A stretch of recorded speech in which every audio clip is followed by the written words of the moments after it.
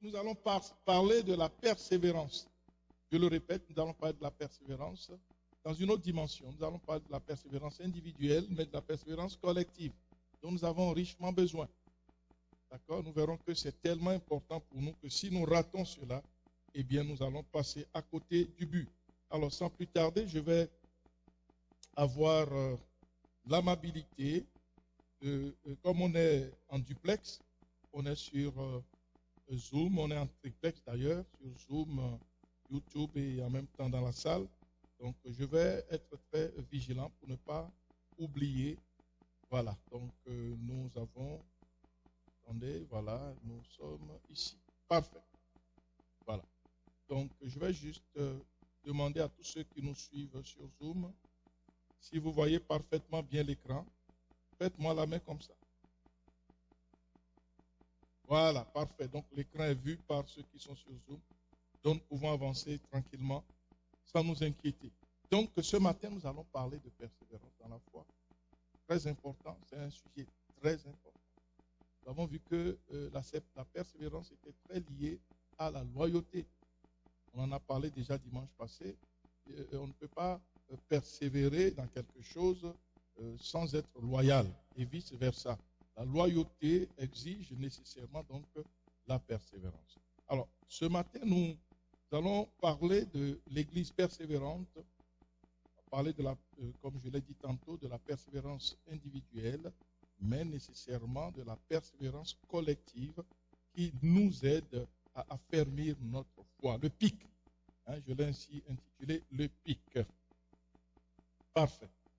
Donc voilà, donc le duplex fonctionne très bien. Alors, la persévérance individuelle. Déjà, nous avons abordé certains héros de la foi. Dimanche passé, nous avons parlé de la foi de Daniel. Nous avons vu comment est-ce que cet homme était demeuré ferme dans la foi contre les satrapes et les sages, n'est-ce pas, de Babylone, qui ont vu qu'il avait en lui un esprit supérieur. Et nous avons établi que lorsque nous marchons avec Dieu, nécessairement, le Saint-Esprit vient en nous. Et alors, nous avons un esprit supérieur. Il y a quelque chose de plus qui est en nous. Alors, ça permet de mesurer la qualité de notre, comment dirais-je, de notre communion avec Dieu.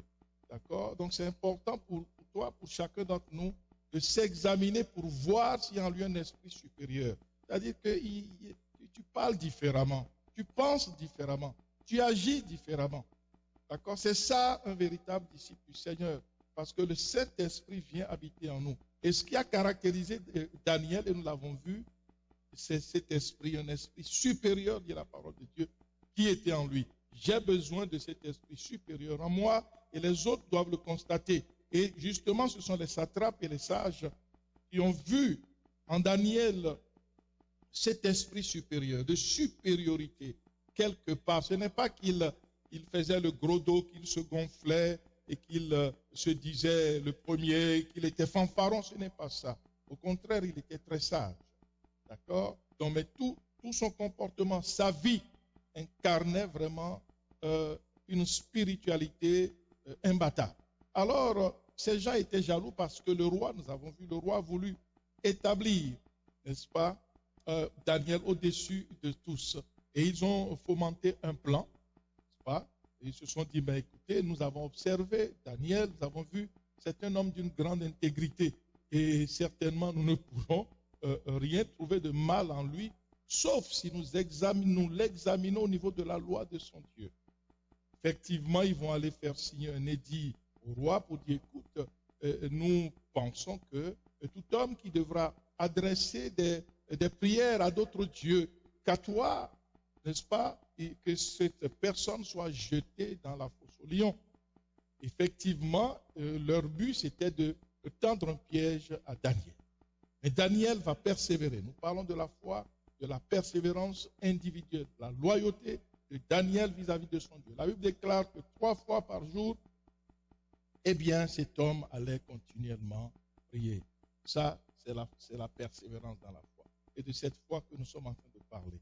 Et là, nous avons vu cette foi, cette persévérance individuelle qui a porté ses fruits parce que, effectivement, les satrapes iront le surprendre en train de prier. Il n'a pas arrêté de prier, il a continué à prier. Ils iront le surprendre et ils iront dire au roi, voilà, cet homme-là que tu veux établir, il est très mauvais. Il n'a pas tenu compte de l'édit royal qui a été signé et cet homme doit être jeté dans la fosse aux lions. Le roi a beaucoup regretté parce que même le roi avait de Daniel un excellent témoignage. C'est ça, il faut que là où tu te trouves, n'est-ce pas, là où tu travailles, dans ton quartier, les gens ne te reconnaissent pas comme quelqu'un qui fait du bruit, qui fait du tapage, qui, à la moindre occasion, s'énerve, il crie, il est prêt à se battre. Non, au contraire, il voit en toi, il voit en nous des gens d'une grande sagesse, des gens qui sont prêts à vraiment arranger la situation. Lorsqu'ils donnent des conseils, ces conseils portent toujours de bons fruits. Voilà.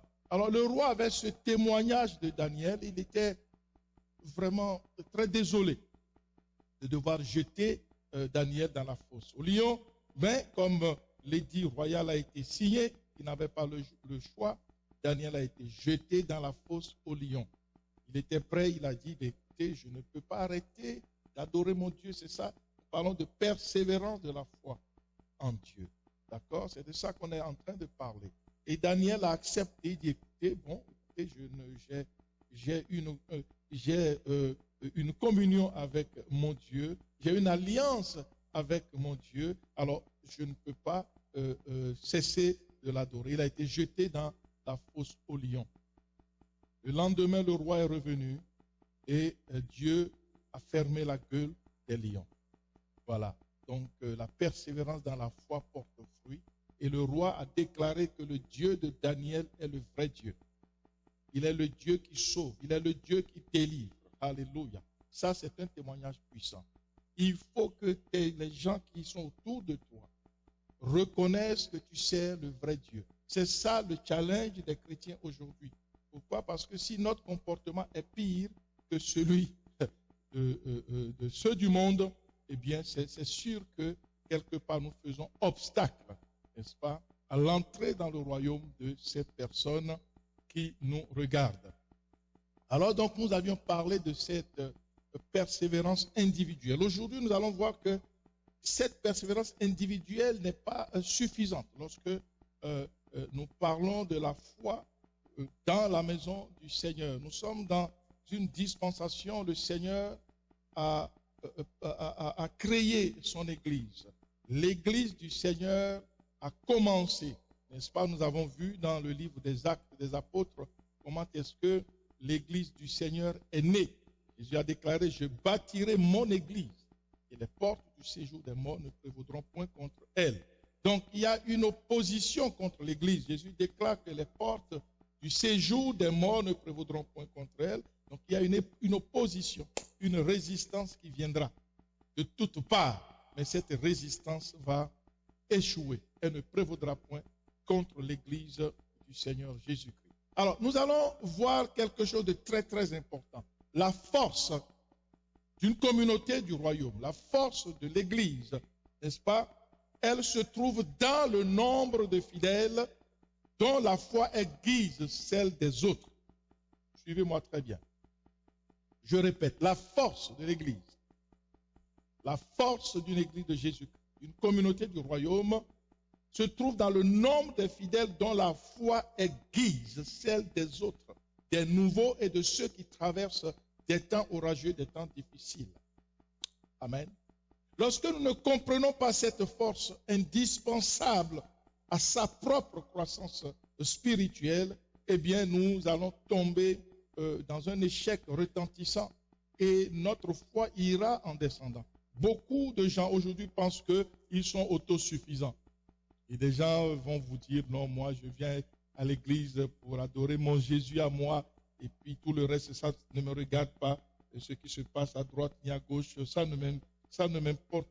m'importe très peu. Je viens seulement pour adorer mon Jésus. Combien de fois nous n'entendons pas ça? C'est vraiment ce que la plupart des gens pensent.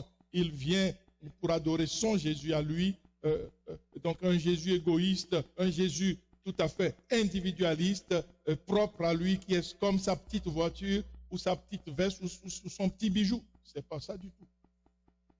le Seigneur va apprendre à ses disciples à prier. Il va leur dire, notre Père qui es aux cieux, notre Père. Donc il y a nécessairement une connotation collective qui concerne l'Église du Seigneur Jésus. Alors nous devons regarder la source. Quelle est la vision du Seigneur pour son Église? L'Église, ce n'est pas moi qui ai créé l'Église, ce n'est pas nous qui avons créé l'Église, non. L'Église vient de la volonté du Père de Dieu lui-même. Alors c'est ça l'important, c'est de voir celui qui est la tête de l'Église, qu'est-ce qu'il veut pour son Église. Je n'ai pas à bâtir une Église bidon, une Église personnelle, une Église raciste, une Église noire, une Église blanche, une Église je ne sais pas quoi, une Église arabe, une Église... Donc chacun essaye de bâtir sa petite Église, mais ce n'est pas ça. Nous parlons ici de l'Église du Seigneur Jésus-Christ qui déclare dans Matthieu 16, 18, « Et moi je te dis que tu es Pierre, et que sur ce roc je bâtirai mon Église et les portes du séjour des morts ne prévaudront point contre elle. » Alors, le but du Seigneur Jésus est de bâtir son Église, en grec, ecclésia, ce qui est appelé dehors pour s'assembler. L'Église, c'est ça. Il est appelé dehors pour s'assembler. Donc, on se réunit, on est ensemble pour un but bien précis. D'accord? C'est comme une assemblée qui va délibérer la volonté de Dieu. Donc, c'est une véritable ambassade. Cette assemblée devient une ambassade du Seigneur. Donc, ça n'a rien à voir avec moi, ma petite volonté à moi. Ça n'a rien à voir avec ma petite tribu. Oui, ça c'est l'église des Béninois. Non, ça c'est l'église des Haïtiens. Non, ça c'est l'église de l'Afrique du Sud, des Zoulous, des Congos, je ne sais pas, des anglophones. Quelque chose s'est passé en Inde de façon qui est vraiment quelque chose de tout à fait donc scandaleux. Qu'est-ce qui s'est passé? Alors, il y a un hindou très célèbre qui est allé dans une église là-bas. Parce que cet hindou avait lu parfaitement l'évangile. Il avait vu qu'il y avait dans cet évangile quelque chose de sublime par rapport à sa religion. Il entre dans l'église et là, justement, c'est une église anglaise, c'est pour les Anglais, pas pour les hindous. Alors, ils vont dire, oh, monsieur, qu'est-ce que vous venez chercher ici? Oust. Ici, c'est une église anglaise. Ce n'est pas l'église de Jésus, ça. D'accord? Il faut qu'on fasse attention. Et dans la tête de chaque chrétien, il croit que c'est lui qui a l'affaire. Moi, je n'ai pas l'affaire. L'affaire se trouve dans la parole de Dieu. Amen. Le Seigneur dit, soyez mes imitateurs. Paul nous recommandera d'être ses imitateurs comme lui-même l'est de Christ.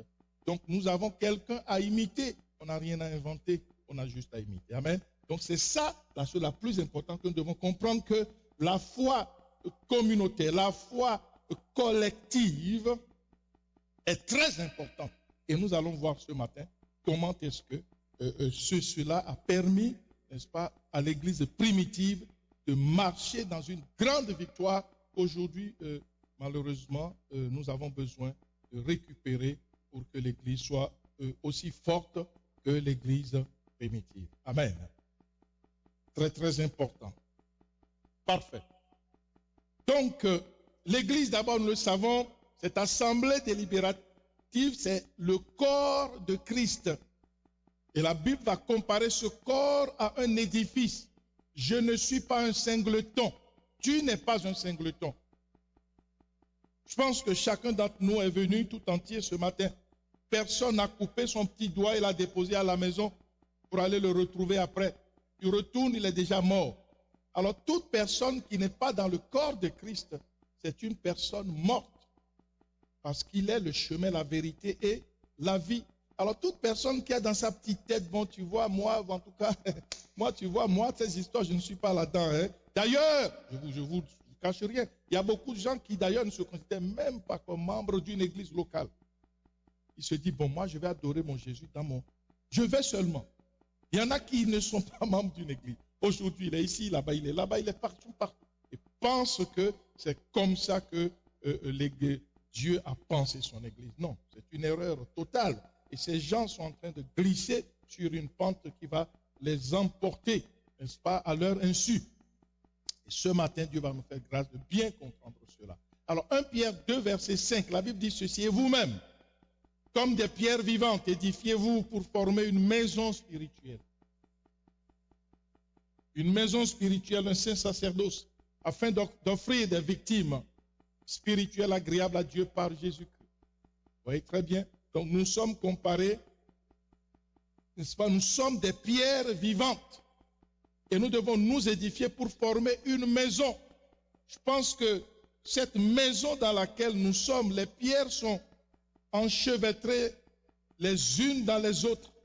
Il n'y a pas une pierre qui quitte ici, qui va à Beaubien, l'autre pierre qui va à Laval, l'autre qui va à Longueuil et l'autre qui retourne chez lui, je ne sais pas où, dans quel pays là-bas. Ça n'existe pas, n'est-ce pas? C'est ça, c'est de ça qu'on est en train de parler. Des pierres vivantes et une maison spirituelle, une maison qui se tient debout, un saint sacerdoce, afin d'offrir des victimes spirituelles agréables à Dieu par Jésus-Christ. Il apparaît ainsi une responsabilité individuelle et collective.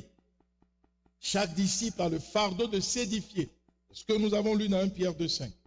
Édifiez-vous, vous qui êtes des pierres vivantes, pour former une maison spirituelle. D'accord? Donc j'ai une responsabilité individuelle et nous avons une responsabilité collective.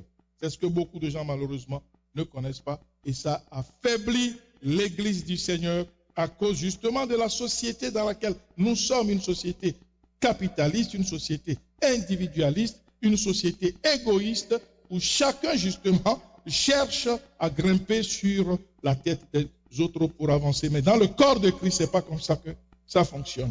Amen. Donc c'est vraiment important de comprendre cela. Donc, alors, la maison spirituelle fait référence à la maison de prière, maison de Dieu, telle que citée dans Ésaïe 56, verset 5. Et Jésus lui-même va citer ce passage. D'accord? Ça nous montre que nous sommes vraiment dans le vrai.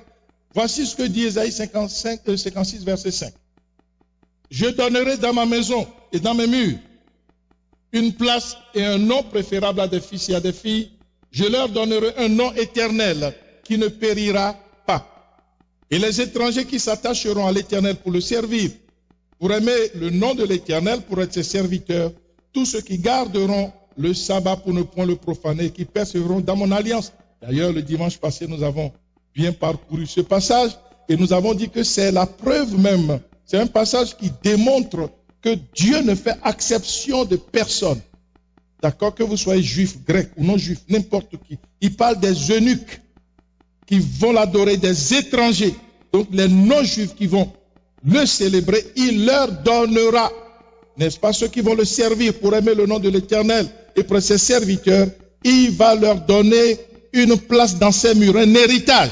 On avait cité ce verset le dimanche passé. Une place et un nom préférable à des fils et à des filles, n'est-ce pas merveilleux? Je leur donnerai un nom éternel qui ne périra pas. Voilà le but de Dieu.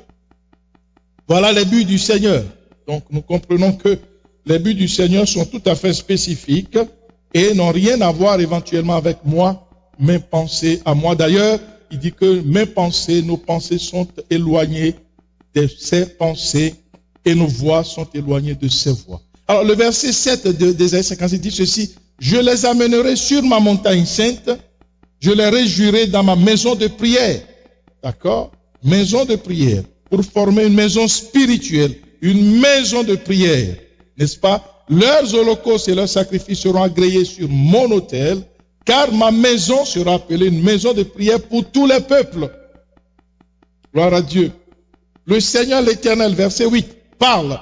Lui qui rassemble les exilés d'Israël, je réunirai d'autres peuples à lui, aux siens déjà rassemblés.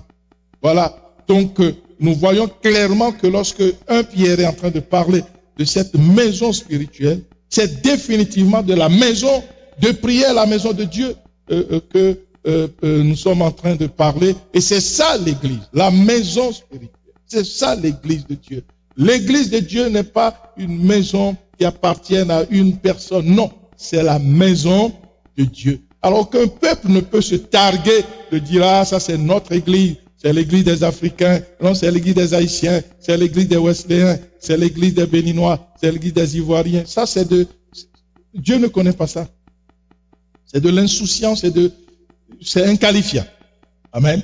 Il y a l'église, le corps de Christ, blanc, des noirs, des jaunes, des verts, des rouges, quelle que soit votre couleur, quelle que soit votre origine, quelle que soit votre tribu, vous avez votre place. Il y a des églises aujourd'hui où on ne peut même pas aller dedans parce que vous êtes d'une autre race. Ce n'est pas l'église du Seigneur. Parce que nous voyons, il dit ici, je réunirai d'autres peuples à lui, aux siens déjà rassemblés. D'autres peuples, changeons notre vision de la persévérance dans la foi.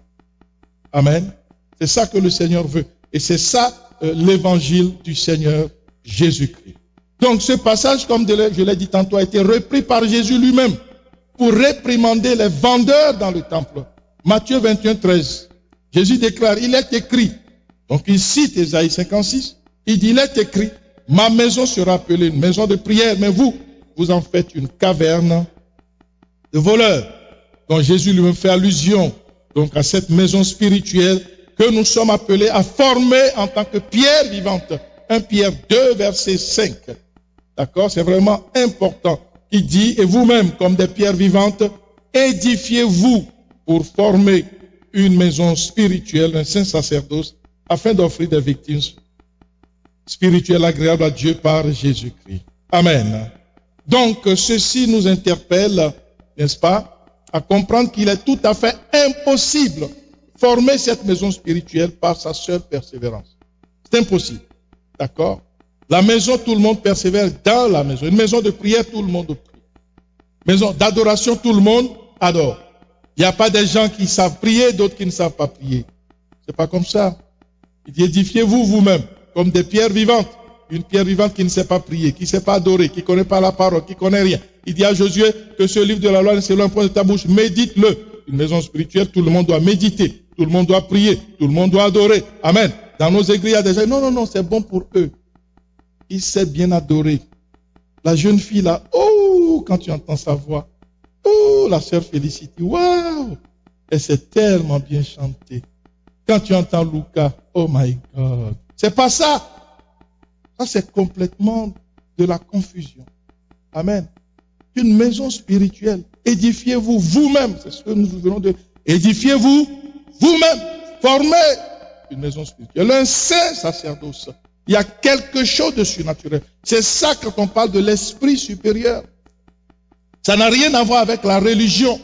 C'est ça l'esprit de notre réforme à nous, à la plénitude. Nous sommes en train de traverser une réforme, changement de mentalité. C'est parce que je ne peux pas continuer à fonctionner dans du verbiage inutile où on voit que c'est pas ça l'église, c'est pas ça. Où on choisit l'église, où on laisse tomber l'église. Amen. C'est important de ne pas perdre son temps à rester dans la religion et être déçu le dernier jour. Voilà pourquoi il dit à Josué que ce livre de la loi s'éloigne pas de ta bouche. Pourtant, Josué était un grand connaisseur de la parole. Amen. Josué avait besoin, n'est-ce pas, d'aiguiser sa foi quotidiennement avec cette parole. Alors, bien, il faut comprendre ceci. Comment imaginer une seule persévérance individuelle pour manifester la foi en Christ? Impossible de marcher dans une foi individuelle égoïste pour atteindre les objectifs du Seigneur. Impossible. Tu ne peux pas marcher dans ta petite foi, ma petite foi, et penser que non, ça y est, c'est moi le big, le grand, et puis ça va marcher. Souvent, c'est ça que nous pensons, mais c'est archi faux. Nous avons besoin de regarder aux autres. La foi de l'un va aiguiser l'autre. D'accord? Donc, eh bien, notre réforme vient prendre en compte tous ces éléments pratiques qui sont balayés aujourd'hui au profit de la recherche de la bénédiction personnelle. Pourquoi les gens réfléchissent comme ça?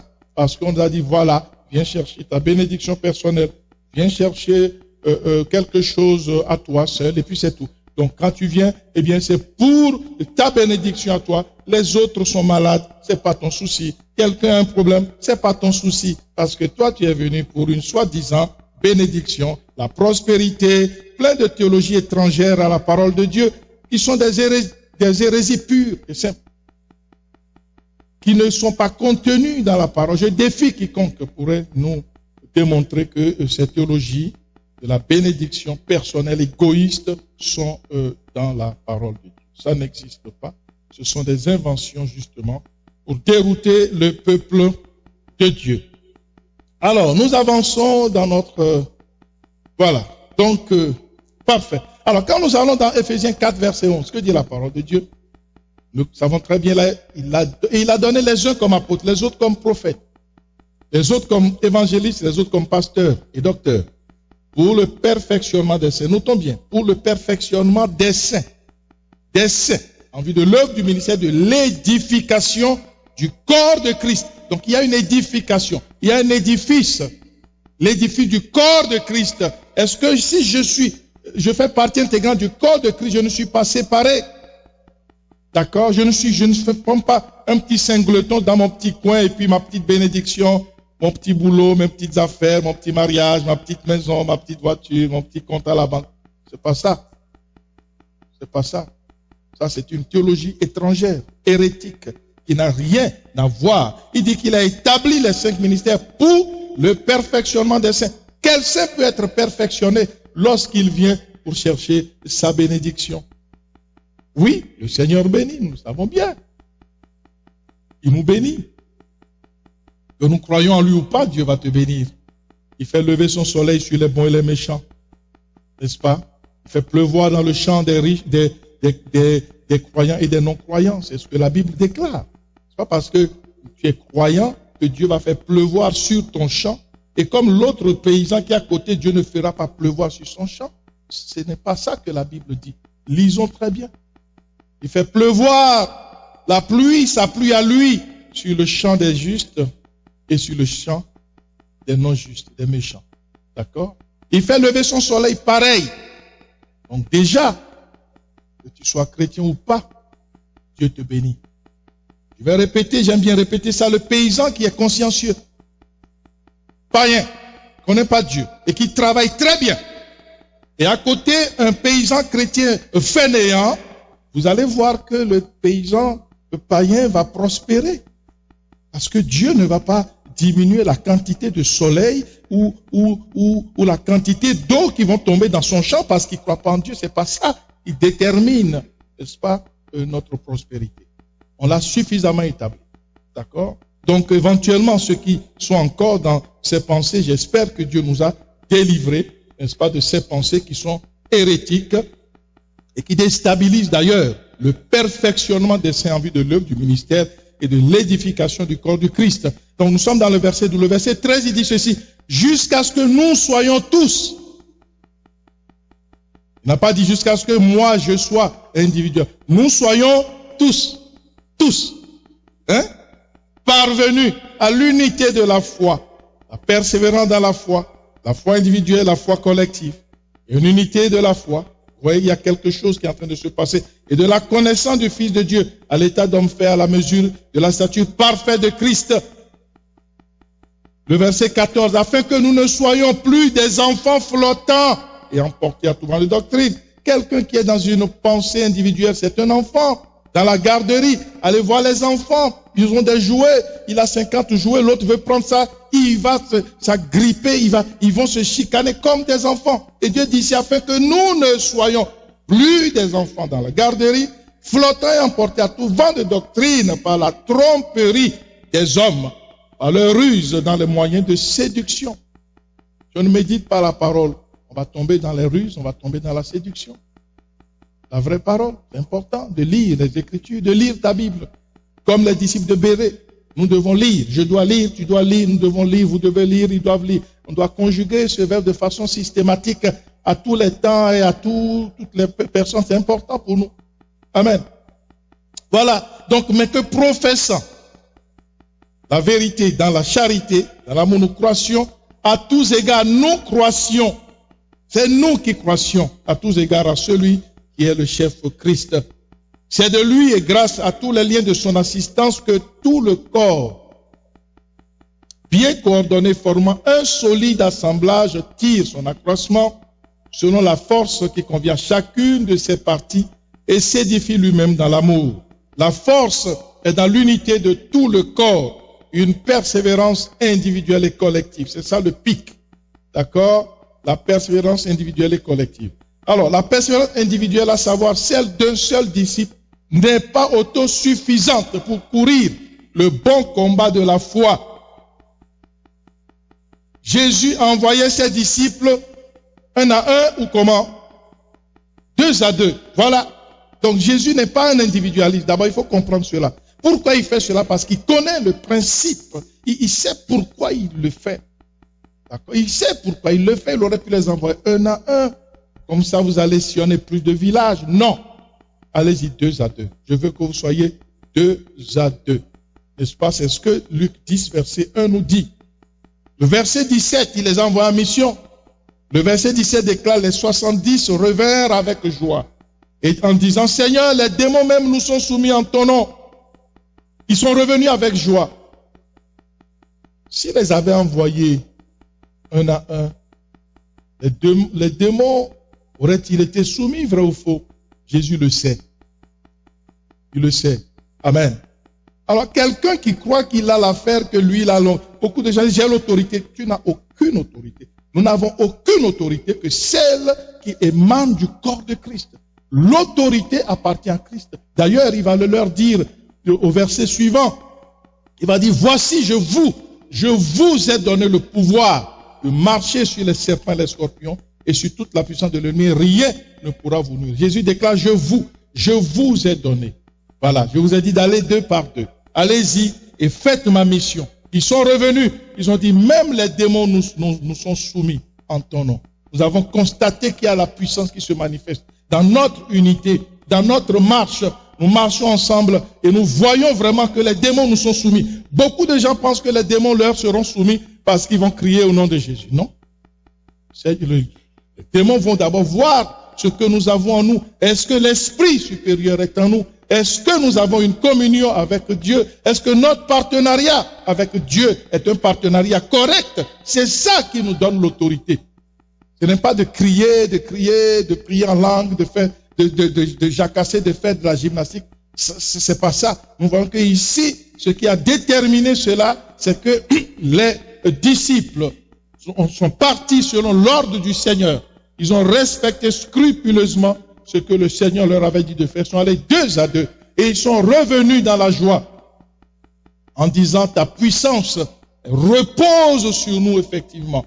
Nous sommes comme Daniel, il y a un esprit supérieur qui nous anime et les démons nous sont soumis en ton nom. Quand on dit au nom de Jésus, allez, tout se règle.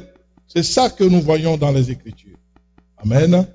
Vraiment important. Donc l'autorité et la puissance se trouvent dans l'unité de foi manifestée dans la persévérance, n'est-ce pas, dans la foi des disciples. Très, très important.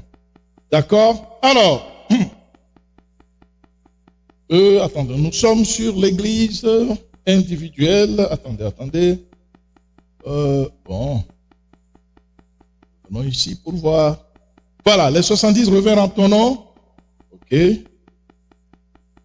Come on. Voilà.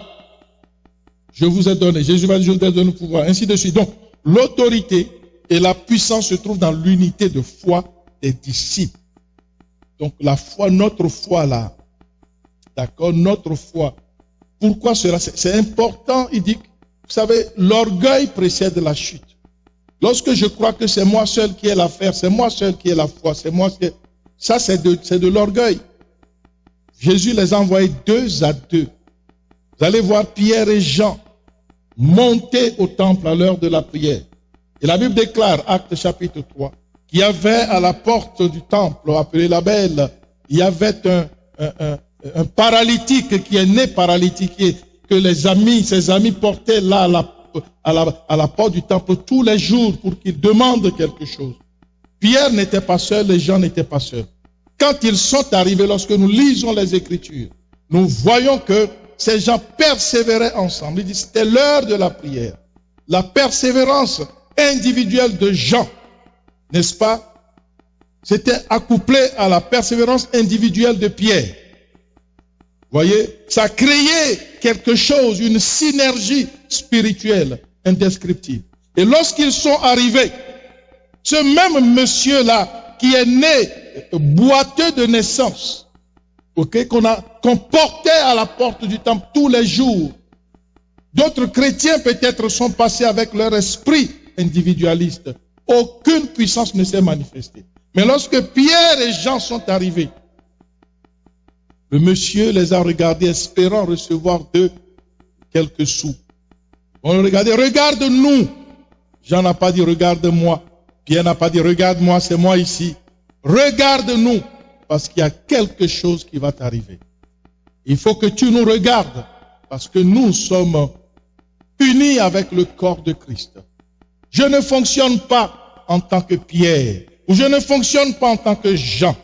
Mais regarde-nous, il y a quelqu'un qui est avec nous qui s'appelle Jésus. Tu vois peut-être deux, mais il y a une autre personne qui est là. Amen. C'est ça la vision du corps. Et la Bible déclare qu'ils vont dire, au nom de Jésus, lève-toi et marche. Nous n'avons ni argent ni or. Et alors le paralytique va se lever devant tout le monde.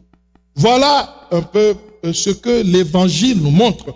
Voilà les racines même de l'église de Jésus-Christ.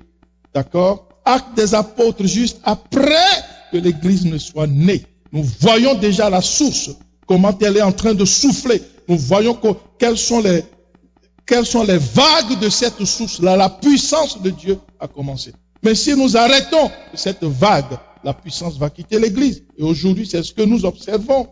Les miracles ont disparu. Il faut qu'on revienne à la source, s'il vous plaît. Nous devons revenir à la source si nous voulons voir des résultats exactement selon les promesses du Seigneur. Alors, maintenant, nous irons rapidement voir l'église de Philadelphie.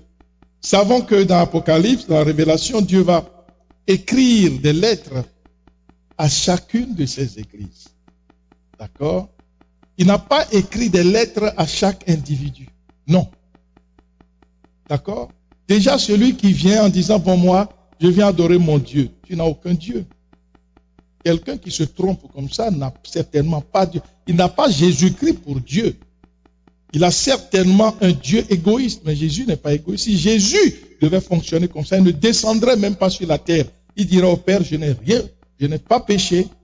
Écoute, ils portent leur péché, c'est tout. Consume-les, détruis-les et crée une autre humanité.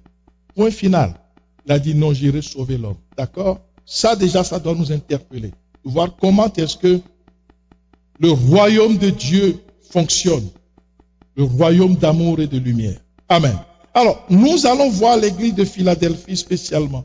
C'est une église qui a persévéré, mais qui a quelque chose de plus. C'est merveilleux de voir comment Dieu va se manifester vis-à-vis de cette église. Amen. Donc, il écrit à l'église de Philadelphie, à l'ange. Il dit, écrit à l'ange de l'église de Philadelphie, voici ce que dit le Saint, le véritable, celui qui a la clé de David, celui qui ouvre. Et personne ne ferme, celui qui ferme et personne n'ouvrira.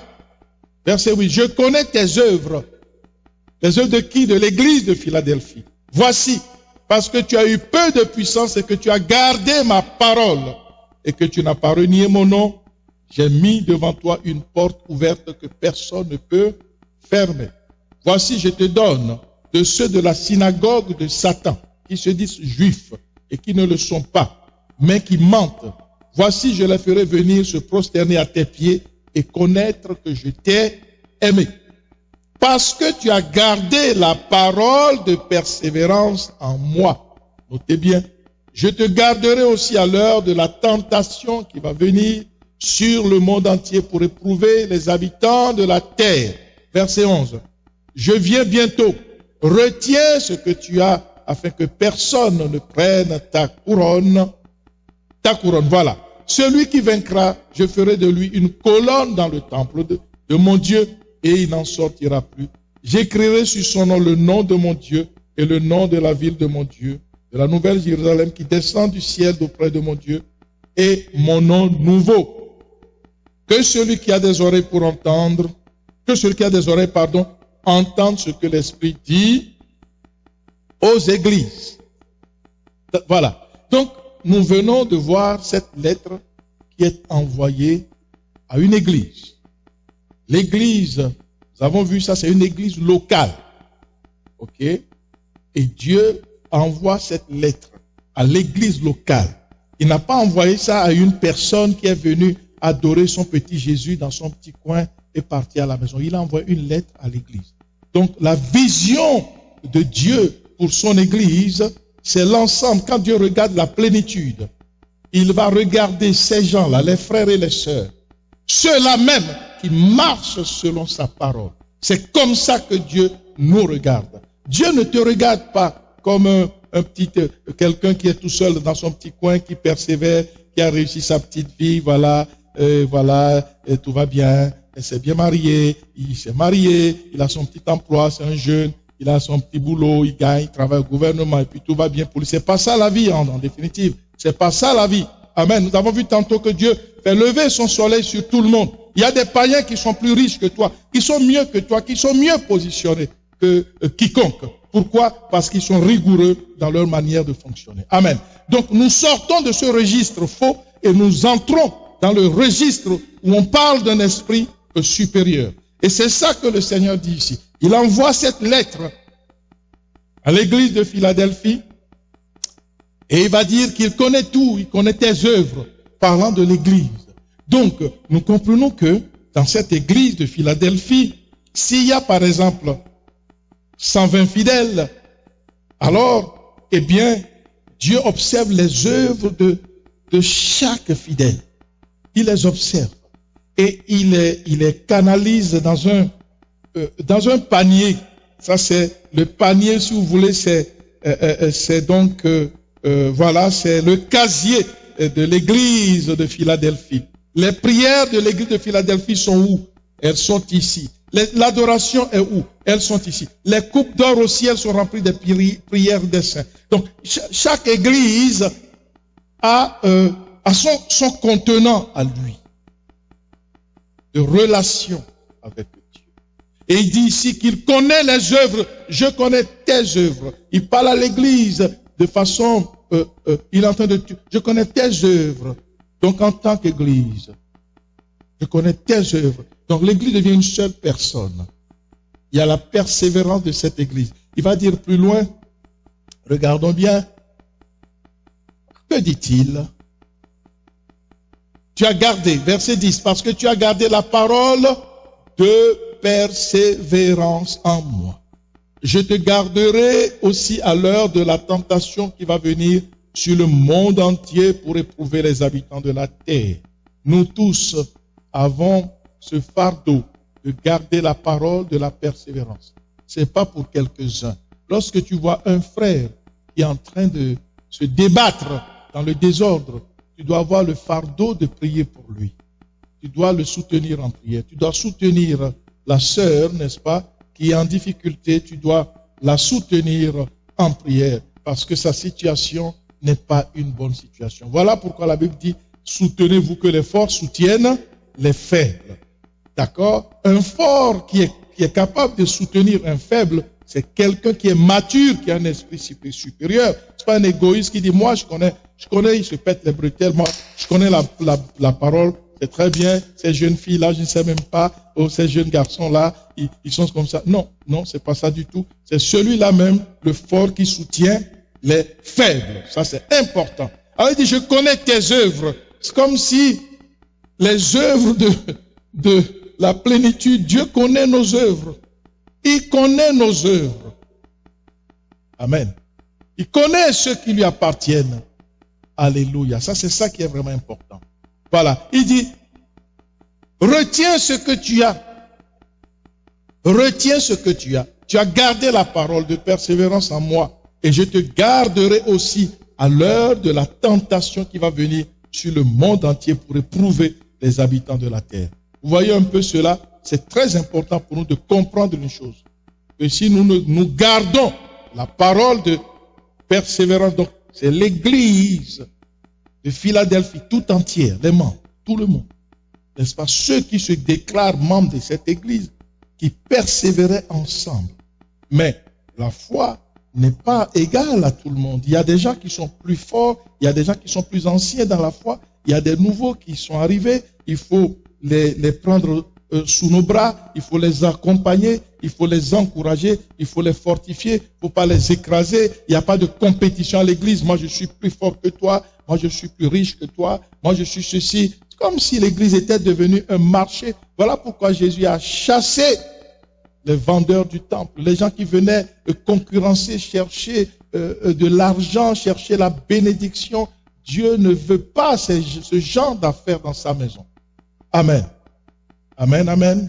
J'espère que c'est suffisamment clair à notre vue. Nous comprenons ces choses-là aujourd'hui et nous ne pouvons pas tomber dans cette théologie totalement diabolique.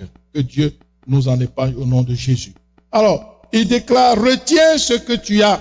Toi qui as une bonne relation avec Dieu, retiens ce que tu as. Ne regarde pas aux autres. Souvent, nous verrons tantôt qu'il y a une certaine tendance, n'est-ce pas, aux églises, parce qu'il va écrire à 7 églises. Je vous encourage à arriver dans vos maisons. Lisez chacune des lettres que Dieu envoie à chacune des églises et vous allez voir les failles, vous allez voir la tendance de l'église. C'est tranquillement, ça monte, tout va bien, puis après, brrr, donc on va descendre tranquillement. Vous savez, il y a un temps où ça chauffe. Oh, c'est bon, alléluia, et tout va bien, on saute, on danse, et oui, et puis vous allez voir quelques temps, après ça va, les choses vont baisser. Pourquoi? Parce que le monde, il y a toujours un regard vers le monde, et l'église regarde vers le monde, et alors le monde pénètre. Nous la porte, le monde rentre dans l'église, et c'est pour ça qu'aujourd'hui nous avons des théologies dans les églises qui, même les païens ne peuvent pas entendre ça et rentrer à l'église. D'accord? Donc voilà un peu ce qui est en train de se passer. Alors donc, l'église de Philadelphie, n'est-ce pas? C'est une église fidèle qui gardait la parole de Dieu et ne reniait pas le nom du Christ. De plus, il est évident que les chrétiens de cette église avaient dû faire face à l'opposition et aux propositions du monde. N'est-ce pas? Mais ils avaient refusé avec vigueur de se conformer à ces tendances mondaines perverses des autres églises et du monde. D'accord? Il faut faire attention. Chaque église doit faire attention à elle. Nous devons être vigilants. L'église, c'est toi et c'est moi. Nous devons être sur le qui-vive. Veiller sur nous-mêmes. Veiller les uns sur les autres. Méditer la parole. Beaucoup de gens pensent que bon, c'est correct, le pasteur lui seul va lire la Bible, c'est bon, et puis il n'a qu'à lire, et puis nous, on n'a pas à lire. Vous êtes tenus de méditer la parole aussi. D'accord? La méditation de la parole n'est pas comment dirais-je, un privilège juste réservé au pasteur. La parole de Dieu, eh bien, c'est pour cela. Il dit, tu as gardé la parole de persévérance. Il parlait à l'église. Il ne parlait pas au pasteur. Vous dites, ah, bravo, pasteur. Tu as gardé la parole de persévérance. Bravo, je t'acclame. Non! L'église a gardé la parole de persévérance. Beaucoup de soi-disant chrétiens aujourd'hui ne lisent jamais leur Bible. Ils se contentent d'écouter seulement le dimanche. Et alors, s'il y a une erreur dans la prédication, comment vas-tu te réveiller? Comment allons-nous nous réveiller s'il y a des erreurs?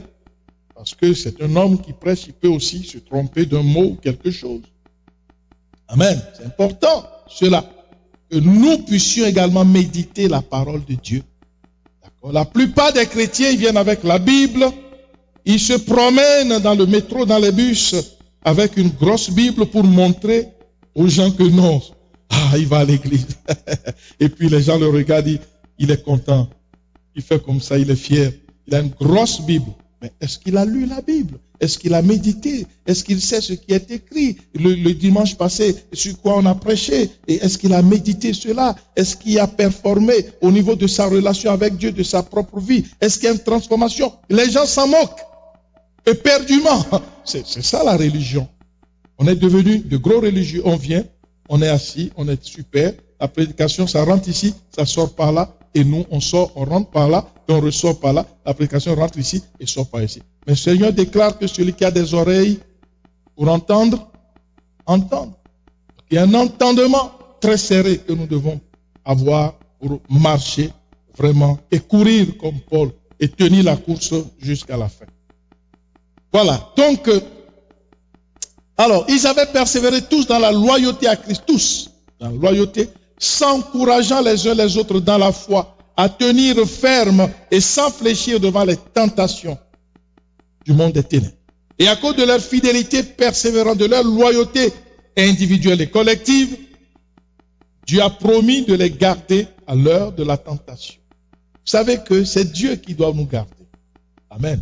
Nous persévérons, mais c'est lui qui a le pouvoir de nous garder. Quand nous retournons à Daniel, comment est-ce que Daniel a cette sagesse extraordinaire de dire non, moi je ne renie pas mon Dieu. Je vais continuer à prier 3 fois par jour. N'en déplaise au roi et à toutes les lois que le roi a signées. C'est parce qu'il y a en lui un esprit quoi? Supérieur. Est-ce que nous comprenons? Il n'est rien d'autre que le Saint-Esprit. Donc le Saint-Esprit l'anime, lui donne des ordres à suivre, il suit ses ordres, et ce même Saint-Esprit descend dans la fosse aux lions avec lui. Les lions ne peuvent rien faire, évidemment. Amen. Nous devons bien comprendre cela. Donc, il y a une persévérance dans la foi, une loyauté qui est non seulement individuelle, mais qui est collective en ce qui concerne l'Église de Dieu. Donc, et ensuite, Dieu va promettre de les garder. Donc, il y a une promesse collective également, mais en même temps individuelle. D'accord? Voilà. Donc, cette promesse peut être administrée à tous les disciples qui persévèrent dans la foi, aiguisant la foi des autres par leur témoignage de loyauté. Lorsque je suis loyal, lorsque tu es loyal, eh bien, nous devons regarder aux bons exemples parmi nous et non aux mauvais exemples. Très souvent, les gens regardent aux mauvais exemples. Mais ça ne sert à rien de regarder aux mauvais exemples. Non. Il faut au contraire regarder à celui qui fait bien et essayer de faire bien. Ça signifie que l'esprit supérieur est en nous. C'est ça le paramètre qui peut nous permettre de comprendre si l'esprit supérieur est en chacun d'entre nous. D'accord? Donc, la loyauté à la parole incorruptible de Dieu demeure un défi majeur de l'Église aujourd'hui. Est-ce que nous sommes loyaux à la parole de Dieu? C'est ça le défi de l'Église aujourd'hui. C'est pas autre chose. Gloire soit rendue à notre Seigneur. Donc, voilà un peu cette expérience de l'Église de Philadelphie. Alors, nous allons voir rapidement, on n'a pas le temps va très vite, et surtout avec les masques, je vais écouter le message pour qu'on rentre rapidement. Alors, écrit à l'église, à l'ange de l'église d'Éphèse, Apocalypse 2, verset 1. Voici ce que dit celui qui tient les 7 étoiles dans sa main droite, celui qui marche au milieu des 7 chandeliers d'or. 2. Je connais tes œuvres, ton travail et ta persévérance. Je sais que tu ne peux supporter les méchants, que tu as trouvé ceux qui se disent apôtres et qui ne le sont pas, et que tu les as trouvés menteurs, que tu as de la persévérance, que tu as souffert à cause de mon nom, suivons très bien, et que tu ne t'es point lassé. Verset 4. Mais ce que j'ai contre toi, c'est que tu as abandonné ton premier amour. Souviens-toi donc d'où tu es tombé, repens-toi et pratique tes premières œuvres. Sinon, je viendrai à toi, j'ôterai ton chandelier de sa place, à moins que tu ne te repentes. Tu as pourtant ceci, c'est que tu hais les œuvres des Nicolaïtes que je hais aussi. D'accord? Alors voilà un peu la lettre, n'est-ce pas, que le Seigneur envoie à l'église d'Éphèse. Vous voyez qu'il y a une différence entre l'église de Philadelphie et l'église d'Éphèse. 2 lettres totalement différentes. Ok? C'est important pour nous d'abord de recevoir les messages. Tu es dans une église. Tu ne sais même pas ce que Dieu a envoyé pour ton église le dimanche passé. Tu ne sais pas. Mais tu es dans cette église-là. Tu ne connais même pas les exigences divines pour toi. La plupart des gens, je vous dis, l'église aujourd'hui, c'est une église de religion. Les gens vont à l'église. Ils sont là. Et quand on sort, on demande qu'est-ce qu'on a prêché. Ils vont dire, ah, c'est trop puissant. Qu'est-ce qu'on a prêché? Il ne sait pas. Et d'année en année, de siècle en siècle, les gens sont comme ça. Et après, un jour, Dieu les rappelle On va aller là-bas au cimetière, les enterrer, dire oui, voilà, oh, ce frère a bien servi le Seigneur et voici Dieu l'a rappelé. Mais c'est Dieu seul qui sait là où il envoie de pareilles personnes. Nous devons faire attention. D'accord? Maintenant, quand nous lisons les Écritures, nous voyons que Dieu, il fonctionne selon lui, pas selon ce que moi je pense. D'accord? Nous sommes d'accord avec ça. Dieu ne peut pas fonctionner selon moi, mes sentiments, ou selon mes pensées à moi.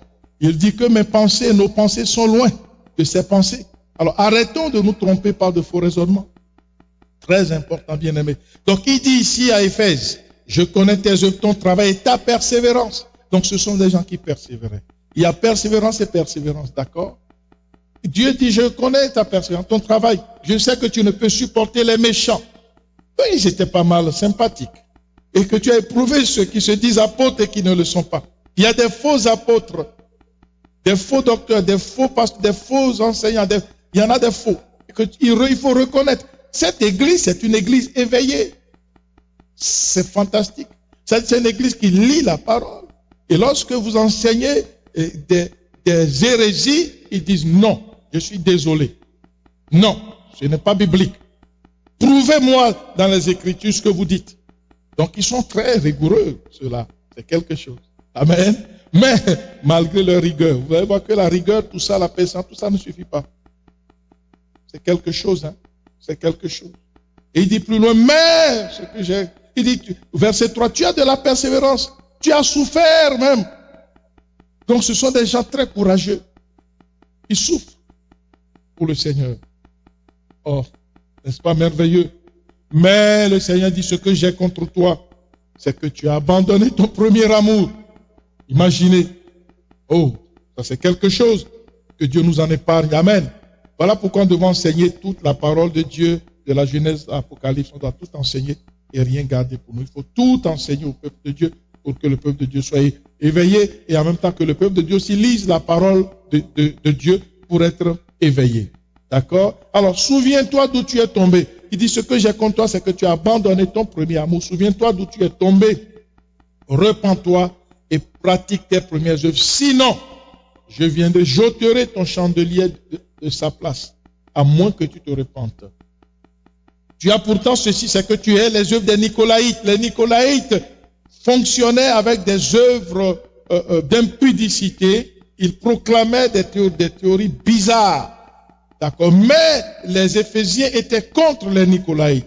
Donc c'était quand même des gens qui étaient un peu calibrés. Mais leur calibre était insuffisant. D'accord. Donc c'est pour ça que nous devons nous examiner. On dit par le perfectionnement des saints. On avance. Il y a des gens qui sont dans l'église depuis 50 ans. Mais ils sont toujours au même niveau. Ils n'avancent pas. Mais il faut bien voir ici ce qui se passe ici. D'accord? Ce n'est pas le temps, 20 ans pour un bout de bois dans le marigot ne le transformera pas en crocodile. C'est un proverbe africain. Ça ne transforme pas un bout de bois en crocodile. Donc il faudrait que nous soyons complètement transformés. Nouvelle créature. Les choses anciennes sont passées. Et voici, toutes choses sont devenues nouvelles. Rester dans l'église sans avoir été né de nouveau, c'est inutile. Ça donne rien au bout. D'accord? C'est juste si on venait se cacher dans un certain environnement social. Bon, ok, on chante bien, c'est correct. Et puis, à la fin, on gagne quoi? On va échouer à l'examen. D'accord? Alors, il dit, j'ôterai ton chandelier. Il dit, tu as pourtant ceci, c'est que tu es les œuvres des Nicolaïtes. Donc, il est quand même bien. Mais malgré cela, le Seigneur est en train de le réprimer très, très sévèrement.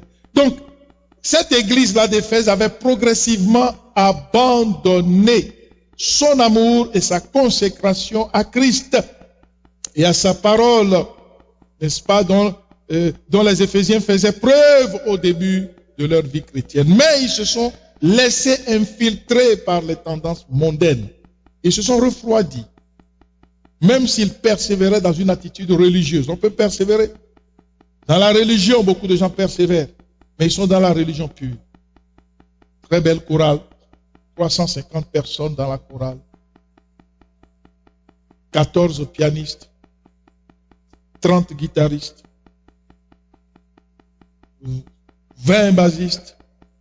Bon, plein de choses. Mais c'est la religion. Le cœur n'est plus là. C'est devenu une culture. C'est la culture, nous faisons sa part, c'est notre culture. C'est comme ma façon de manger. Donc, quand je mange, je dois manger ceci, je dois préparer cela. Non, ce n'est pas de ça qu'on parle. Sortons de la religion. Amen. Sortons de la religion, s'il vous plaît. Que chacun sorte de sa religion, au cas où il serait dans la religion. Donc, eh bien, regardez, ils ont persévéré dans une attitude religieuse, sans amour pour Christ et sans un profond attachement à la vérité. Ils ont rejeté pourtant les Nicolaïtes, les œuvres des Nicolaïtes. Ils ont rejeté l'impudicité, les immoralités. Ils ont tout rejeté. Ils ont même gardé la persévérance et même souffert pour la cause de Christ, mais sans amour authentique pour sa parole, la parole de Christ. C'est ça qui est dommage. C'est-à-dire qu'ils sont tombés dans une religion, dans une culture religieuse. N'est-ce pas? On le faisait depuis 3 générations. Donc nous, c'est comme ça. On va. Et beaucoup d'églises sont devenues des églises religieuses. Or, ces écrits sont écrits pour que nous puissions nous réveiller. D'accord? Il y a des gens qui servaient beaucoup Dieu. Il y a des gens qui me racontent, moi, écoute, pasteur, vraiment, quand j'étais chez moi, en Afrique, je me réveillais le matin à 5 heures pour transporter les bancs d'église. Je revenais chez moi le soir à 18 heures. Vraiment, on adorait le Seigneur. Mais ici, il a de la difficulté, même quand on dit des prières, il a de la difficulté à venir à un centre de prière. Alors, je me demande, quel est ce témoignage? C'est un témoignage qui n'a pas de valeur, qui n'a aucune valeur, tant aussi longtemps que nous ne sommes pas attachés à Christ. D'accord? Alors, mais cette persévérance ne suffit pas, nous avons vu, pour remporter la victoire finale sur les œuvres des ténèbres. Il faut s'examiner pour savoir si nous sommes dans la foi. Amen. Alors, lorsque nous parcourons les messages aux 7 églises, je vous encourage à le faire chez vous. Ça va, vous serez éblouis, vous allez voir des choses merveilleuses. Alors, nous constatons que chacune de ces 7 églises a été affectée par l'intrusion de doctrines diaboliques qui ont affaibli leur relation et attachement à Dieu, même si certaines églises manifestaient une certaine persévérance religieuse et sans communion véritable avec Christ. D'accord? Donc, étudier ces 7 églises nous permet de constater qu'il y avait une énorme faille dans les fondements apostoliques des églises. Il faut faire attention. Mais à l'église de Philadelphie, le Seigneur était très, très heureux de pouvoir proclamer qu'il garderait cette église. Donc, il y a des failles énormes. Lorsque nous étudions, nous devons revenir sur les failles. Quelles sont les failles dans ces églises? Et les étudier une par une. Et nous allons comprendre quelque chose. D'accord? C'est ce que le Seigneur veut. Chaque enfant de Dieu est un étudiant de la parole. D'accord? La parole n'est pas réservée juste pour le pasteur. C'est lui qui connaît tout et puis nous on ne connaît rien. Non. Pas ça l'église. L'église, tout le monde, tous, sans exception, doivent maîtriser la parole de Dieu. Amen. Je serais très heureux d'avoir parmi nous. Voilà pourquoi les mercredis, nous apprenons à méditer la parole. Ce sont des temps d'enseignement où nous apprenons à réfléchir, à avoir ce qu'on appelle la réflexion théologique. Comment est-ce que nous pouvons comprendre les choses? Qu'est-ce qui se passe? Qu'est-ce que le Seigneur veut? Il faut apprendre cela, à réfléchir, parce que beaucoup de gens, ils vont lire, il sera là comme une vache devant la mer. Et il est à l'église depuis 20 ans. Il est à l'église depuis 150 ans. Mais quand il y comprend rien. C'est malheureux. C'est comme un enfant qui est à l'église, qui est rentré au primaire. Après 30 ans, il est toujours dans la même année. Mais le professeur va le chasser. Il va demander au directeur, allez, foutez ce garçon dehors. Ça fait 30 ans qu'il est dans la même année. Dieu ne nous acceptera pas comme ça au ciel. Nous pensons que Dieu, beaucoup de gens ont une vision de Dieu bizarre. Ils pensent que Dieu, bon, c'est un vieux papa qui est là-bas au ciel, qui est tellement sympa. Puis même quand on fait quelque chose de mauvais, il dit, bon, c'est comme un grand-père. Dieu n'est pas un grand-père. Amen. Vous savez, on est gâtés par nos grands-parents. Hein? Nos grands-parents nous gâtaient. Moi, ma grand-mère, j'aimais aller chez elle parce qu'elle me donnait beaucoup d'argent. Amen.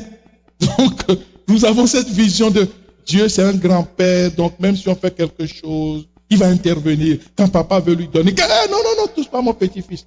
Dieu n'est pas un grand-père. Faisons attention. Dieu est Dieu. Amen. Beaucoup de gens, ils ont une vision de Dieu. Non. Ou soit ils pensent que Dieu, c'est un revanchard qui a un gros bâton. Tu fais quelque chose, tu tapes. Dieu n'est pas aussi comme ça. Dieu marche selon ses principes.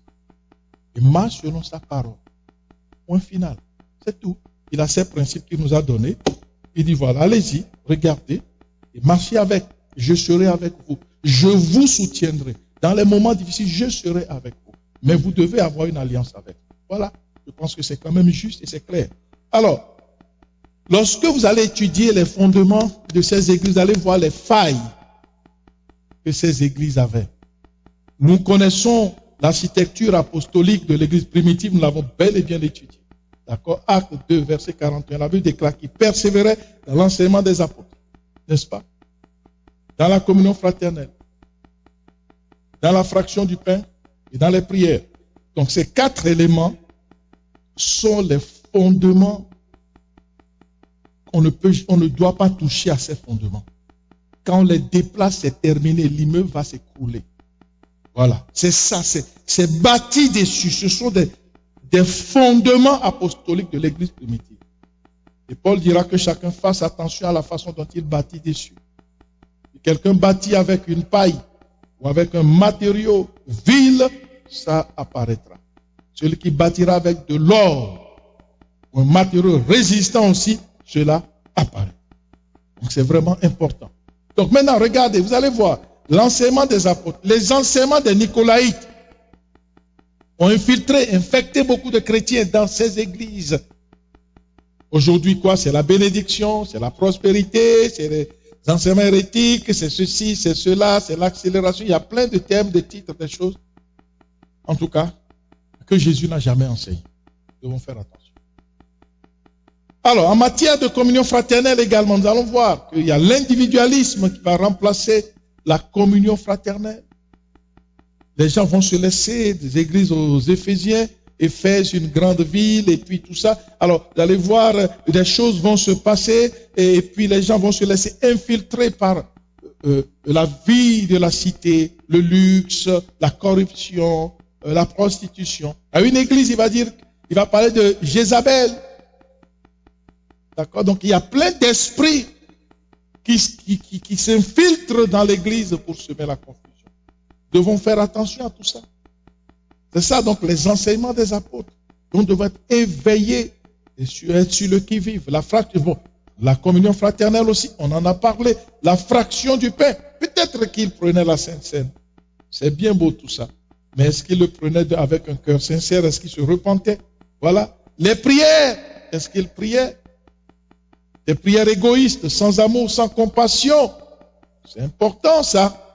D'accord? Des gens qui viennent dans l'église prier que pour leurs intérêts.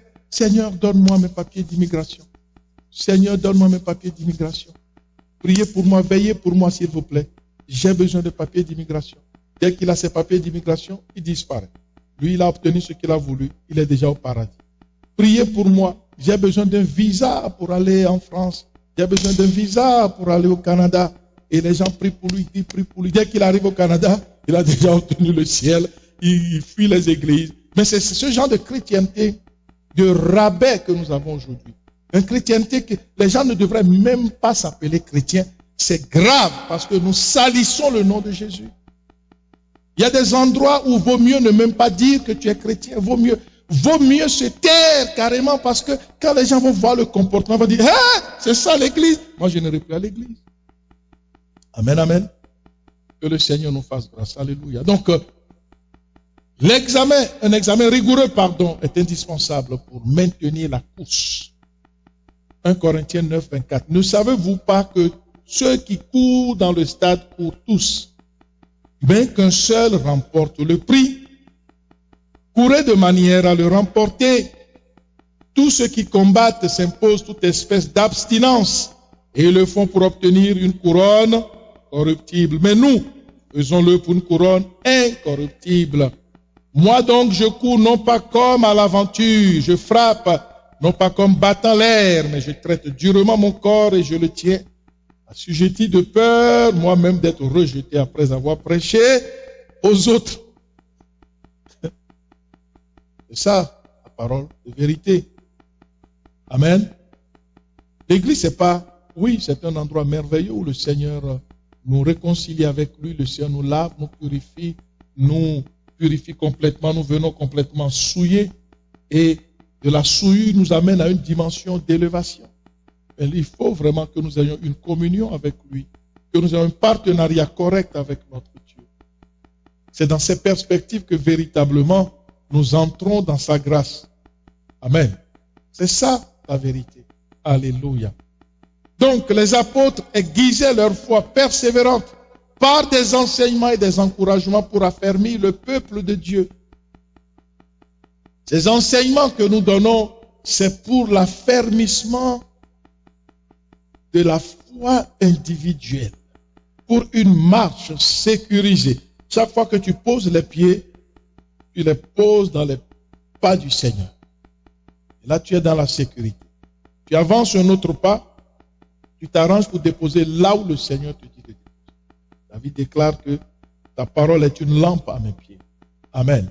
Donc la parole de Dieu donc, est la boussole qui te permet d'avancer, de te retenir, d'attendre, d'aller, d'avancer, de faire attention, aller à droite ou à gauche, parce que tu suis de près le Seigneur.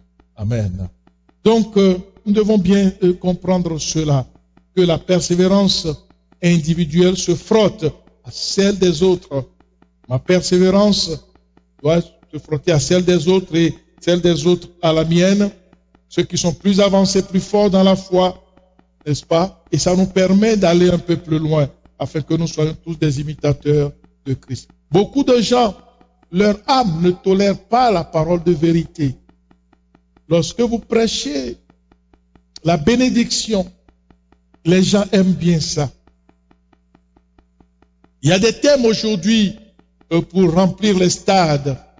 La bénédiction, l'accélération, ou je ne sais pas quoi. Donc des thèmes vraiment mais fanfarons, mais qui en réalité ne changent pas la vie des chrétiens. Ils vont crier Alléluia, Alléluia, ils vont crier. Après, quand ils retournent chez lui, quand il y a un petit problème, il est complètement vide. Il n'y a pas l'esprit supérieur en lui. C'est pas l'église de Dieu. C'est pas ça l'église du Seigneur. L'église de Dieu, bien-aimé, lorsque tu es nourri spirituellement et que tu prends cette nourriture au sérieux, d'accord, lorsque tu médites la parole, lorsque tu as une communion avec Dieu, lorsque tu rentres chez toi, il y a quelque chose qui se passe dans ta vie. Tu n'es plus la même personne. Ta façon de réfléchir, de penser n'est plus la même. Tu as une certaine assurance. Tu parles différemment. Tu marches différemment. Et lorsque les soucis, les problèmes arrivent, eh bien, tu as un autre regard. Tu es chez toi, mais tu dis, oui, le Seigneur est avec moi. Et tu sais ce que tu dois faire, parce que l'esprit de supériorité est en toi. Mais il n'en est pas de même de nos chrétiens aujourd'hui. Il faut les encourager tous les jours. Mais quand est-ce que toi, tu vas commencer par encourager les autres? Amen. La foi aiguise les visiteurs, les nouveaux. Sœur Mélissa est là. Nous devons l'encourager. Amen, amen, amen. Nous devons la fortifier. Alléluia. Oui, c'est ça le devoir. Elle a des besoins. Ok, qu'est-ce qu'on peut faire pour toi, notre sœur? Amen. Elle est fortifiée. Elle est ragaillardie. Elle vit un changement. Elle est boost. L'esprit du Seigneur est en train de faire quelque chose. La plupart des gens qui sont animés par toutes sortes de pensées qui n'ont rien à voir avec les pensées du Seigneur, et ces gens vont être déçus à la fin. Ça va être la grande déception, que Dieu nous en épargne au nom de Jésus. Amen, amen. Dieu épargne la plénitude au nom de Jésus et tous nos bien-aimés dans le nom de Jésus. Alléluia. Nous prions pour l'église de Montréal, que cette église soit une église vivante, une église forte, une église vraiment qui accepte désormais de fuir, n'est-ce pas, toute cette théologie de la bénédiction, de la prospérité, je ne sais pas de quoi encore, alors que Dieu fait lever son soleil sur les champs des bons et des méchants. Parce que Dieu est le Dieu qui nous fait prospérer à tous égards. Amen.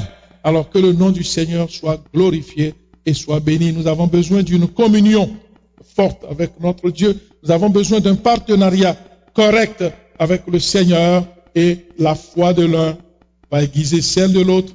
La persévérance de l'un va aiguiser celle de l'autre. Qu'est-ce que cela veut dire? Ça signifie que, eh bien, nous observons les uns les autres. Nous sommes tous des sentinelles, les uns les autres. Jérémie 6, 17, j'ai mis près de vous des sentinelles. Attendez, j'ai pas encore pris. Attendez, c'est ça ici? C'est bien ça? Voilà, merci. J'ai mis près de vous des sentinelles. Soyez attentifs au son de la trompette. Mais ils répondent, nous n'y serons pas attentifs. Quelle histoire. D'accord? Il dit, non, nous, on n'a pas besoin d'être attentifs à cela. D'accord? Pourtant, Dieu déclare qu'il a mis, soyez attentifs, j'ai mis près de vous des sentinelles. La sœur qui est juste à côté de toi, qui est devant toi, qui est derrière toi, le frère qui est à droite, à gauche, c'est une sentinelle. C'est une sentinelle. D'accord? Soyez attentifs au son de la trompette. C'est-à-dire quand la trompette va sonner, la sentinelle dit, oh non, frère, je crois que ce que tu as fait là, c'est pas bon. Fais comme ça. Oh non, mais toi, tu es venu à l'église il n'y a pas longtemps, pourquoi tu oses me dire ça? Vous êtes les jeunes de l'église, vous ne connaissez même pas. Non, il a le droit de m'aviser parce qu'il est une sentinelle. Une sentinelle doit prévenir le camp. Et pour que s'il y a un danger, il a avisé. Maintenant, si la personne qui a avisé ne veut pas écouter, Dieu va juger au bon moment. N'est-ce pas? C'est ça le vrai problème. D'accord? Donc il faut bien comprendre cela afin que nous ne soyons pas déçus. Il n'y ait pas de déception. Colossiens 3, 16 dit ceci, que la parole de Christ habite parmi vous abondamment. Instruisez-vous et exhortez-vous les uns les autres en toute sagesse, par des psaumes, par des hymnes, par des cantiques spirituels, chantant à Dieu dans vos cœurs sous l'inspiration de la grâce. Amen. Donc nous voyons les uns les autres. Ce n'est pas moi, je suis fort, c'est correct, je suis avec ma petite famille, je vais sauver ma petite femme et mes enfants, c'est correct, les autres n'ont qu'à tous aller en enfer. Cet esprit n'est pas, quelqu'un qui a cet esprit sera éjecté du corps de Christ. Pourquoi? Parce que ça, c'est des pensées diaboliques. Et Dieu, je vous le dis, ne permettra plus que notre diable vienne dans son royaume au ciel, parce qu'il n'a pas oublié ce que le diable a fait au ciel en prenant le tiers des anges. Il a été chassé du ciel. Amen, amen. Pensez-vous que Dieu permettra que quelqu'un qui a un esprit tordu, comme le diable, rentre dans son royaume encore? Il faut que quelque chose cloche mal dans nos têtes pour que nous puissions avoir ça, c'est des rêveries. On prend Dieu pour qui? Non, Dieu n'est pas un grand-père. Amen. Il faut que je sache, que tu saches que Dieu n'est pas un grand-père. Non, Dieu n'est pas un grand-père. Je le répète, il n'est pas ton oncle, il n'est pas mon oncle, il n'est pas mon cousin. Il est Dieu et marche selon sa parole. Amen. 1 Thessaloniciens 5, 11 dit ceci, c'est pourquoi exhortez-vous réciproquement et édifiez-vous les uns les autres comme en réalité vous le faites. Les Thessaloniciens sont déjà habitués à cela. D'accord? Et l'apôtre Paul va le dire, exhortez-vous réciproquement. Quand j'appelle mon frère, ma soeur, c'est pour l'exhorter. Et quand il m'appelle, c'est pour m'exhorter. Pas pour dire, ah, tu as vu ceci, cela, tu as vu là, ceci, cela, oh, on est toujours dans des histoires qui construisent pas. Il faut construire, n'est-ce pas, bâtir le corps, le perfectionnement des saints en vue de l'œuvre du ministère. Hébreux 3, verset 12 dit ceci, prenez garde, frères, que quelqu'un de vous n'ait un cœur mauvais et incrédules au point de se détourner du Dieu vivant. Mais exhortez-vous les uns les autres chaque jour, aussi longtemps qu'on peut dire aujourd'hui. Aujourd'hui, on peut dire, aujourd'hui, exhortez-vous chaque jour. D'accord? Afin qu'aucun de vous ne s'endurcisse par la séduction du péché. Car nous sommes devenus participants de Christ, pourvu que nous retenions fermement jusqu'à la fin de l'assurance que nous avions au commencement. Amen. Alors nous allons nous mettre debout et prier le Seigneur qui nous fasse grâce. Alléluia. Mettons-nous debout. Amen. Nous qui sommes dans nos maisons également, nous pouvons nous mettre debout. Gloire soit rendue à Dieu. Merci Seigneur. Alléluia. Gloire à toi Seigneur. Donc, les micros sont tous évidemment coupés et nous allons lever nos voix pour dire Seigneur Dieu, fais-moi grâce. Amen. Nous qui sommes dans la salle, nous levons nos mains vers Dieu et nous demandons que Dieu nous fasse grâce. Alléluia. Dis Seigneur, je veux marcher vraiment dans la persévérance. Une persévérance, oui, personnelle. Je veux d'abord apprendre à persévérer par moi-même, mais j'ai besoin de la persévérance des autres. Et les autres ont besoin de ma persévérance. Si j'arrête une persévérance, ma persévérance, ça peut affecter un jeune qui compte tellement sur moi. Une jeune sœur qui dit, oh, vraiment, la façon dont le pasteur persévère, j'aimerais être comme lui. Mais le jour où moi j'arrête, il va dire, mais non, c'est pas vrai.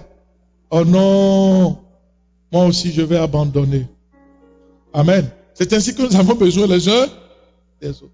Tu es dans l'église et quelqu'un te regarde, un jeune qui t'admire, te dit, oh, non, vraiment, si je peux persévérer comme tel papa. Non, ça là, c'est vraiment mon objectif.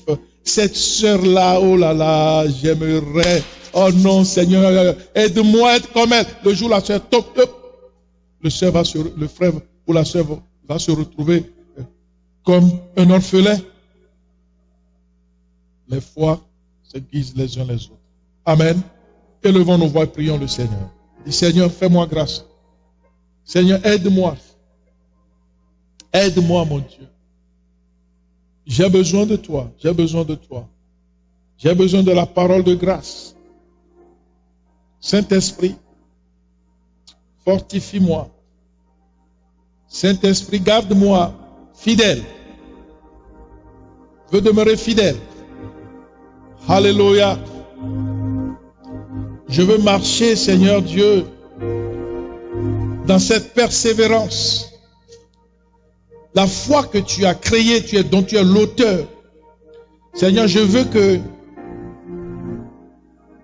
la flamme du Saint-Esprit puisse réchauffer, puisse me permettre d'aller de victoire en victoire, de gloire en gloire. Prions pour nous-mêmes, prie pour ta propre vie, bien-aimée. Élève ta voix et prie. Prie pour toi-même.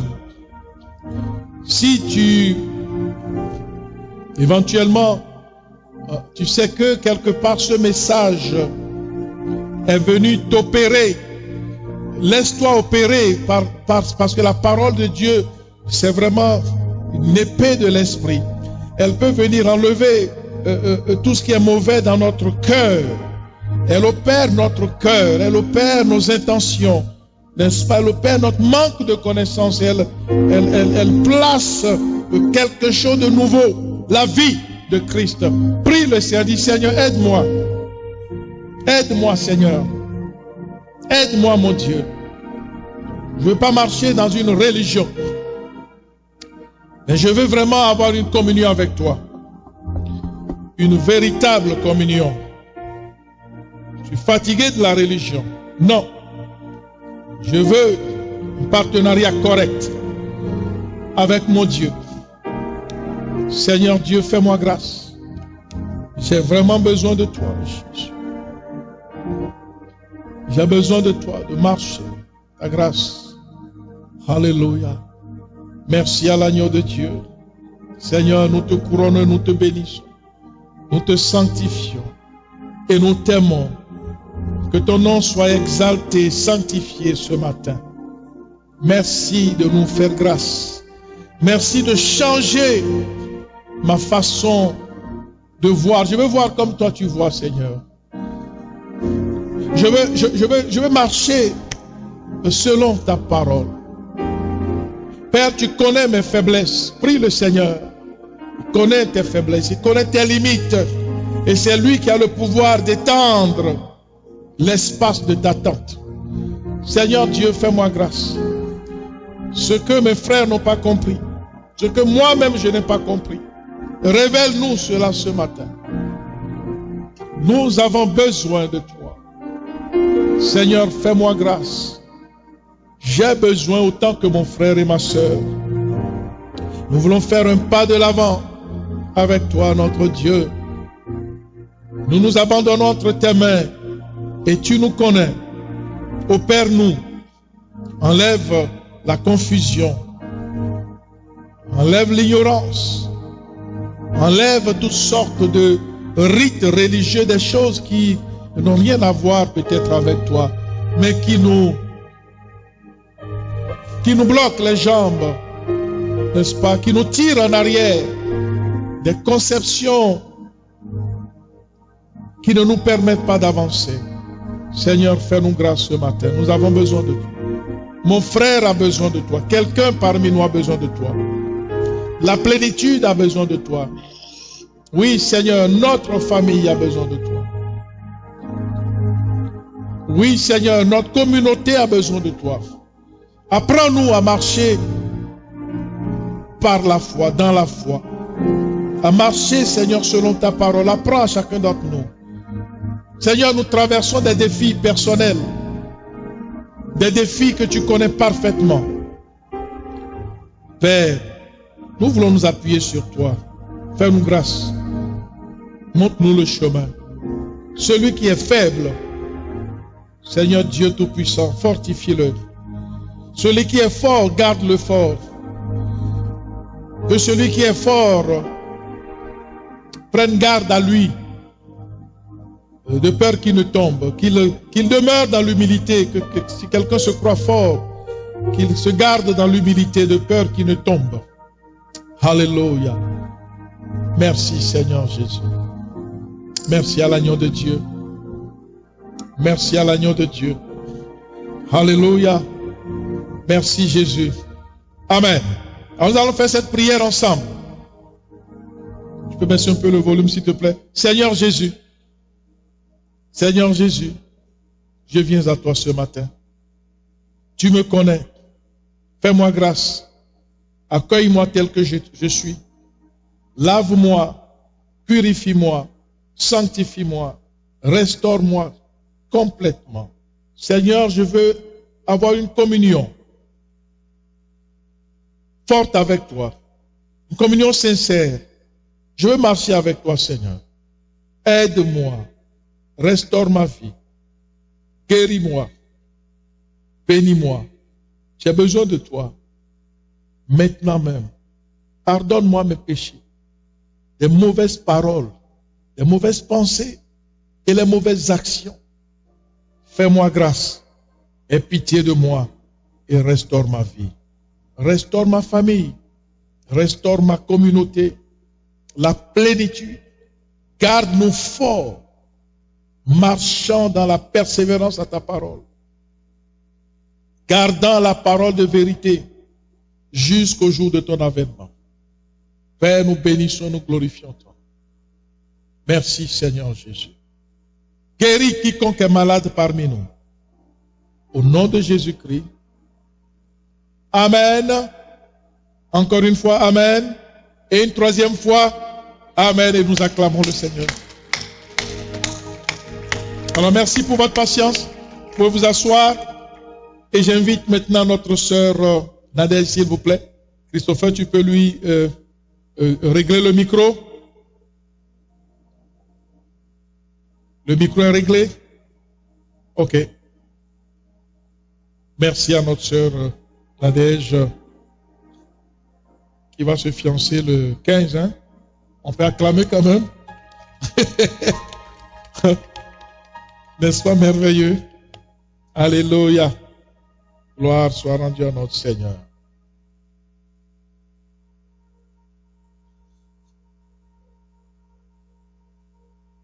Le micro, est-ce qu'il faut, je crois qu'il faut appuyer sur un petit bouton là pour lui donner du volume. Amen.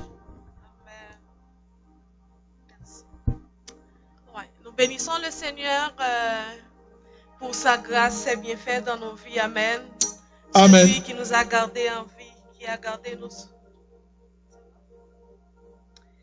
Maintenant, nous sommes arrivés au temps de servir notre Dieu à travers nos offrandes et nos dîmes. Pour ce faire, nous allons lire le passage, un passage biblique.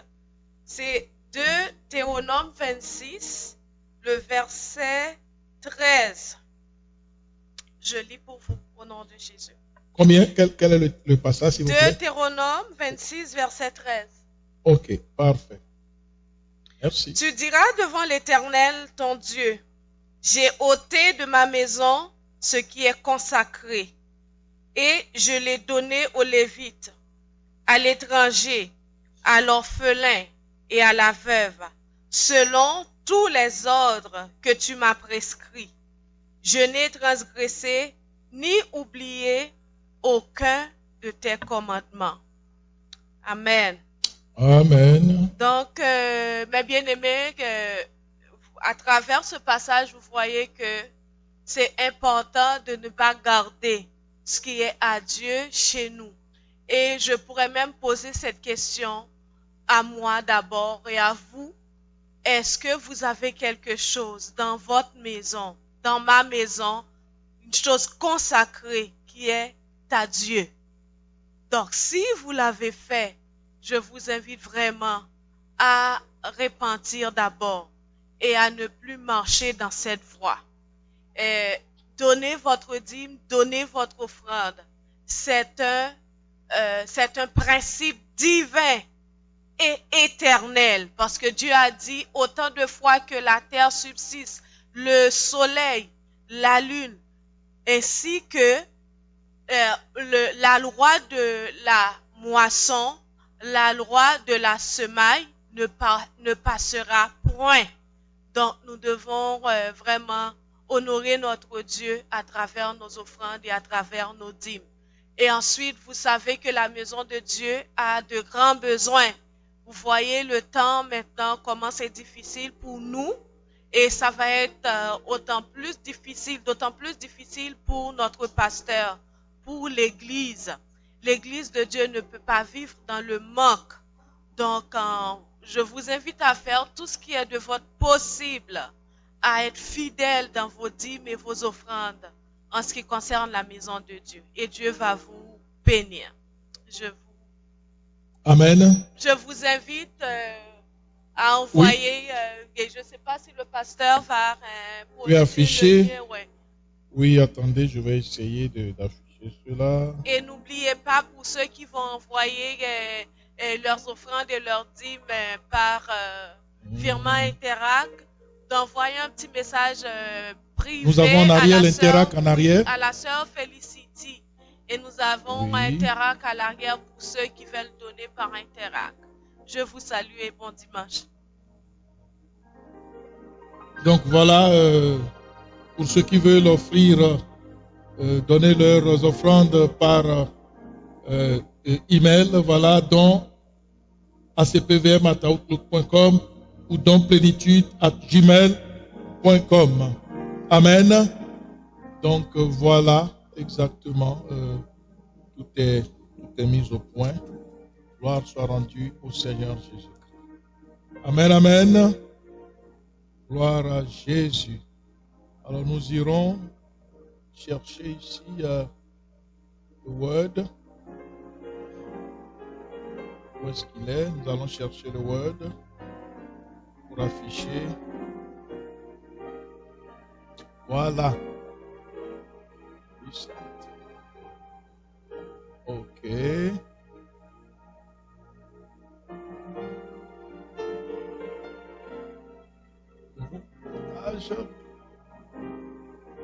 Voilà donc le partage sur l'écran du Zoom. Voilà, vous avez sur l'écran du Zoom pour ceux qui veulent donner. Et dans la salle, nous avons l'Interact, ceux qui veulent donner également par Interact. Amen. Donc voilà, nous allons donc sans plus tarder demander les requêtes de prière. Est-ce que J'irai voir le partage. Comment on appelle ça ici, là? Bon, parfait. Nous allons demander à tous nos bien-aimés qui ont des requêtes de prière. Lève ta main, s'il te plaît. Si tu as une requête de prière, c'est le temps. Lève ta main. Dans la salle, s'il y a quelqu'un qui veut une prière. Bon, je vois maman Marie qui lève la main. Une main levée. Maman Raymond également, deuxième main levée. Maman Christine, nous avons 3 mains qui sont levées. Gloire à Dieu. Alors nous allons tous nous mettre debout et prier pour ces 3 personnes. Amen. Éventuellement dans les maisons, il y a des gens aussi qui sont peut-être indisposés, malades. Nous allons demander la guérison dans les corps de ces bien-aimés au nom de Jésus. Amen. Alors levons nos voix. Seigneur notre Dieu, nous venons à toi pleins de confiance, sachant que tu es le Dieu qui guérit, qui délivre. Tu es celui qui restaure, dont la parole est oui et amen. Ce matin, ta parole a été prêchée. Seigneur, nous prions qu'elle soit accompagnée de signes et de prodiges. Changement, transformation dans nos vies, pardon des péchés, restauration et guérison dans les corps au nom de Jésus. Nous te bénissons d'abord pour ce que tu as fait pour moi, Christine, Seigneur Dieu, qui a été touchée pendant la semaine. Nous prions également pour maman Raymond, nous prions pour notre frère papa Marcelino, qui souffre également, qui a des douleurs dans les bras. Nous prions, Seigneur, pour la guérison miraculeuse dans leur vie au nom de Jésus-Christ. Saint-Esprit du Dieu vivant, merci. Glorifie ton nom. Guéris celui qui est malade. Délivre ceux qui sont sous l'emprise du diable. Seigneur, nous te donnons toute l'honneur et toute la gloire et nous te recommandons chaque journée de cette semaine et toutes les journées de ce mois d'août. Seigneur, garde-nous, protège-nous. Nous te recommandons tous nos bien-aimés, ceux qui sont dans les maisons, ceux qui sont au loin. Te recommandons également la sœur Mélissa, avec qui nous faisons connaissance aujourd'hui. Te recommandons notre sœur Sévérine, qui est dans les îles, et tous nos bien-aimés, chacun dans sa maison, et ceux qui sont ici. Nous te bénissons et nous te louons dans le nom puissant de Jésus. Et ensemble, disons 3 fois, Amen, Amen et Amen. Que le Seigneur bénisse chacun. Alléluia. N'oubliez pas que dimanche prochain, il y aura quoi? La Sainte Seine. D'accord?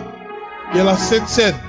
N'oublions pas, samedi prochain, il y a la sœur Nancy et le frère Silla qui vont se marier. Évidemment, nous devons nous soumettre au protocole sanitaire. Donc, s'ils ne vous invitent pas, ne soyez pas frustrés. Parce que nous savons que maintenant, il y a une limitation partout.